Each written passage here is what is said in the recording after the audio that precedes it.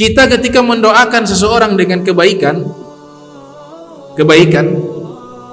itu malaikat mendoakan kepada kita dengan doa yang sama.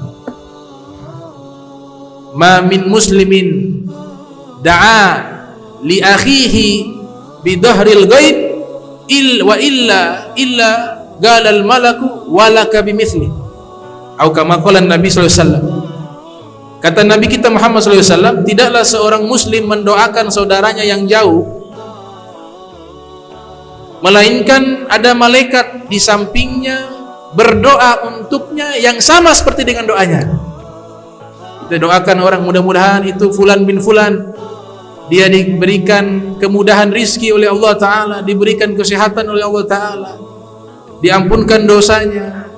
Di saat kita mendoakan saudara kita yang jauh, saat yang sama ada malaikat mendoakan kita dengan doa yang sama yang kita panjatkan untuk saudara kita yang jauh. Jadi dia kembali kepada kita. Kita doa kebaikan balik kepada kita. Dan doa malaikat dengan doanya kita berbeda. Ini satu ilmu. Kalau mau doa kita mustajab, kita doakan orang lain. Ya Allah, misalnya kita pengen mobil, gak apa-apa, minta apapun sama Allah boleh selama baik. Minta mobil misalnya. Ini contoh Pak Maman. Saya pengen mobil, misalnya saya pengen mobil. Tiap hari saya doanya, ya Allah mudah-mudahan Pak Maman diberikan mobil. Mobil yang mahal, mobil yang baik. Saya minta seperti itu. Di saat yang sama malaikat mendoakan kepada saya. Dan doanya malaikat pasti Allah terima. Doanya saya belum tentu. Misalnya saya minta, ya Allah berikan saya mobil, berikan saya ini, misalnya saya doa seperti itu. Ini 50-50, bisa diterima, bisa ditolak. Dalam tanda kutip pemberian di dunia ya. Kalau hakikat doa tidak pernah Allah tolak. Mungkin Allah simpan di akhirat, mungkin Allah segerakan di dunia, mungkin Allah kasih pada waktunya, mungkin juga sebagai penghapus dosa. Jadi doa hakikatnya tidak pernah ditolak. Tapi pemberian yang Allah berikan di dunia yang paling mustajab, kita didoakan oleh malaikat. Doaul malaikat mustajab. Doanya malaikat itu mustajab, tidak pernah Allah tolak.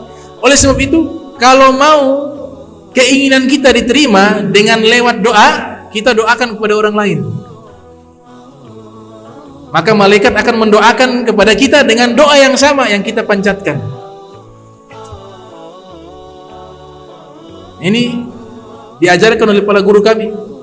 Kemudian doa kepada saudara kita yang jauh itu menghilangkan penyakit hati.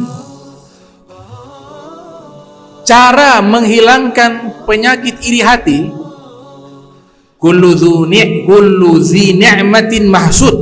Dalam syair dikatakan kullu dzi ni'matin mahsud.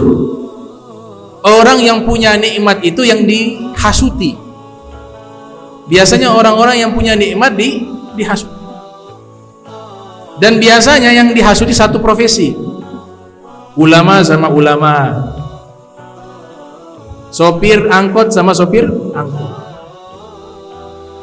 Pejabat dengan pejabat. Biasanya satu profesi. Bos dengan bos. Gak ada bos iri hati kepada pelayan, atau pelayan iri hati kepada bos. Biasanya satu.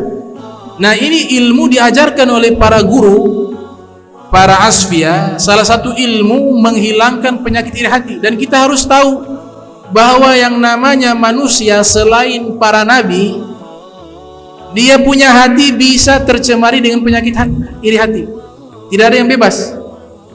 Semua manusia punya potensi ada penyakit iri hati. Hanya yang membedakan kalau orang baik, ketika ada lintasan dia lawan. Oh, gak boleh, ini salah, ini dimurkai oleh Allah, ini dosa. Itu orang baik. Tapi orang yang tidak baik, ketika muncul iri hati, dia ikuti iri hatinya. Oleh sebab itu, obat yang paling mujarab menghilangkan iri hati kepada seseorang, yaitu mendoakan dirinya. Dia punya tetangga sukses, Sama-sama usaha bersama-sama. Toko baju sama-sama. Toko restoran makanan sama-sama. Waktu berjalan bertahun-tahun, ternyata yang sukses temannya, tetangganya, dia tidak sukses. Mulai tetangganya beli mobil, dia hati susah.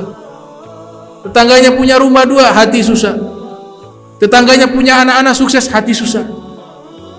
Punya iri hati. Maka obatnya adalah dia doakan tetangganya, ya Allah, kalau dia sudah sukses, kasih sukses lagi. Semua rizki Engkau yang bagi, bukan saya. Ini jatah yang Allah berikan kepadanya.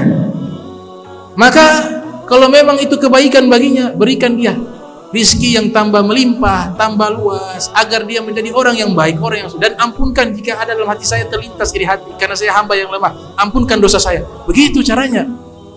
Jangan diikutin. Kalau ada dalam hati penyakit hasud, nauzubillah min dzalik.